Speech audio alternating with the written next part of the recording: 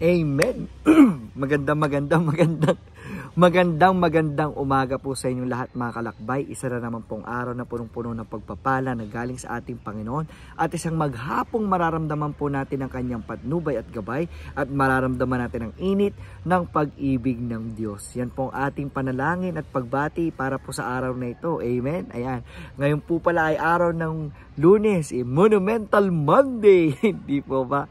Araw ng Lunes. At ako po ang inyong mga kasama ngayon, si Kuya RJ. Yan, sabay tayo magnilay patungkol sa Ebanghelyo at kung paano tayo kagabayan ng ating Panginoon para sa araw na ito. So, handa ka na bang magnilay para sa ating Ebanghelyo ngayon? Yan, ang ating po palang ginagamit, by the way, ito pong New Testament version, Pinoy version, Catholic edition.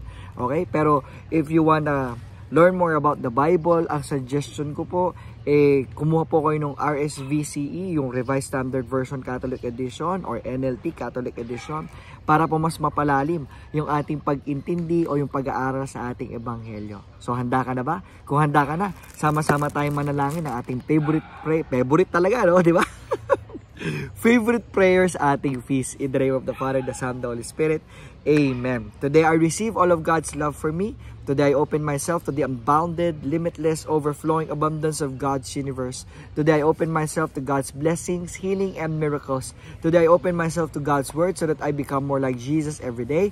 Today I proclaim that I'm God's beloved, I'm God's servant, I'm God's powerful champion, and because I am blessed, I am blessing the world. In Jesus' name, Amen.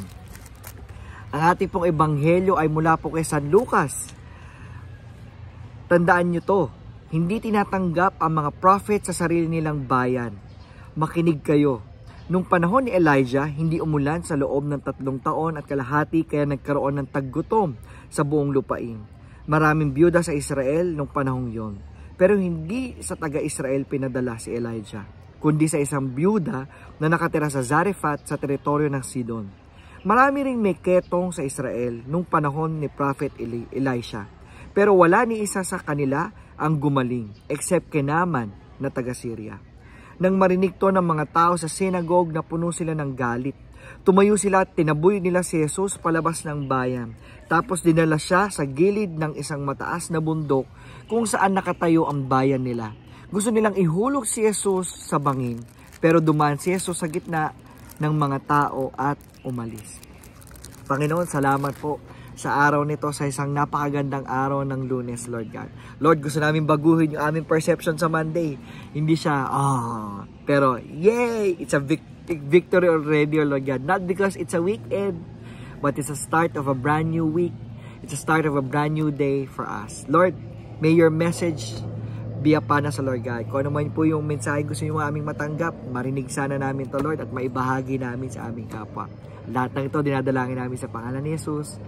Amen. Amen. Yan, napakaganda nga ng ating pagninilayan, ano?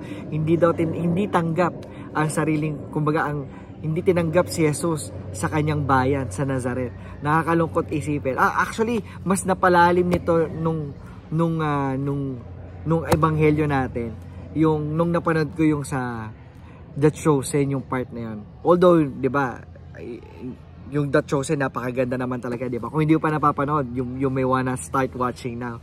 May 3 season, palabas na yung 4 na season. Anyway, ito yung part na kung saan sinasabi ni Jesus, yung na siya si the one. Yan, gamitin lang natin, siya si the one, siya si Matrix. No, joke lang. Siya si the one, siya si Messiah. Yun yung kanyang, parang yun yung gusto niyang paratingin sa kanyang mga kababayan. Kaya lang, nagagalit sila kay Jesus kasi kilala nila si Jesus. Kilala nila si Jesus na anak ni Maria, anak ng isang karpentero, na kababata nung mga, kumbaga kababata nung kakilala nila, naging kababata, lumaking kasama nila. So kilala, ilalagyan natin ng quote-unquote, kilala nila si Jesus. Ang tanong lang naman tama ba yung pagkakakilala nila kay Jesus? Ikaw ba, pag tinanong kita, kilala mo ba si Jesus? Kilala mo bang talaga si Jesus? Anong pagkakakilala mo sa Kanya? Napakagandang isipin, ano? Nung tinanong ni Jesus yung kanyang mga alagad, who am I? Sino ako? 'Di ba? Ang sabi ikaw daw isang propeta, ikaw si Elijah, 'di ba? Pero tinanong nila ulit. Sino sumagot? Si Pedro, ikaw ang anak ng Diyos. 'Di ba? Pero hindi, sinasabi niya, hindi yan nanggaling sa akin, pero sa inyo. Ibig sabihin, kinilala, mas kinilala.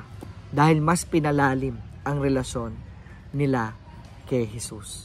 In one way or another, mga kapatid, kung gusto mong mas kilalanin si Jesus, hindi ba dapat mas lalong palalimin mo yung iyong relasyon sa Kanya?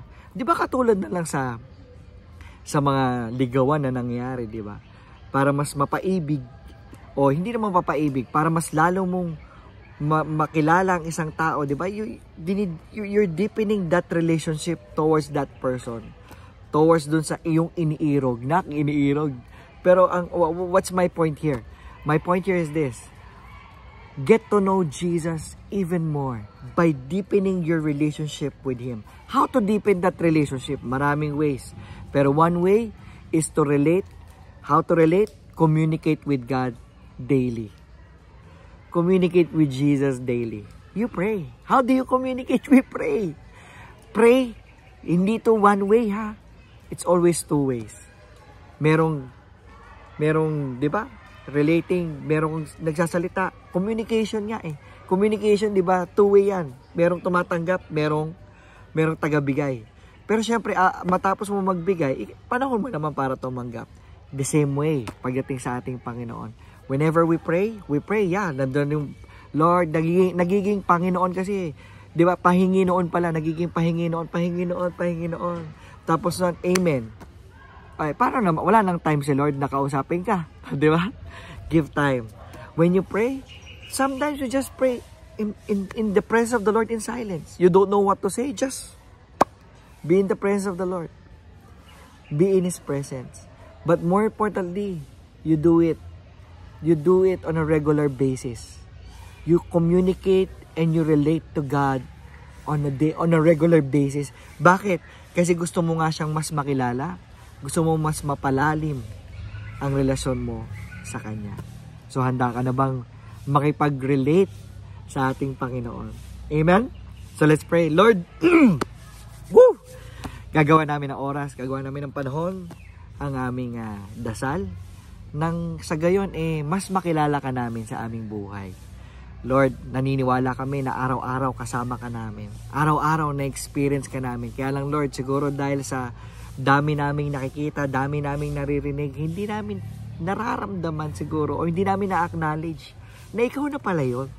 Pero Lord, ngayon, gusto namin maging aware sa lahat ng bagay na aming gagawin. Gusto namin kasama ka. Ikaw ang number one sa aming buhay.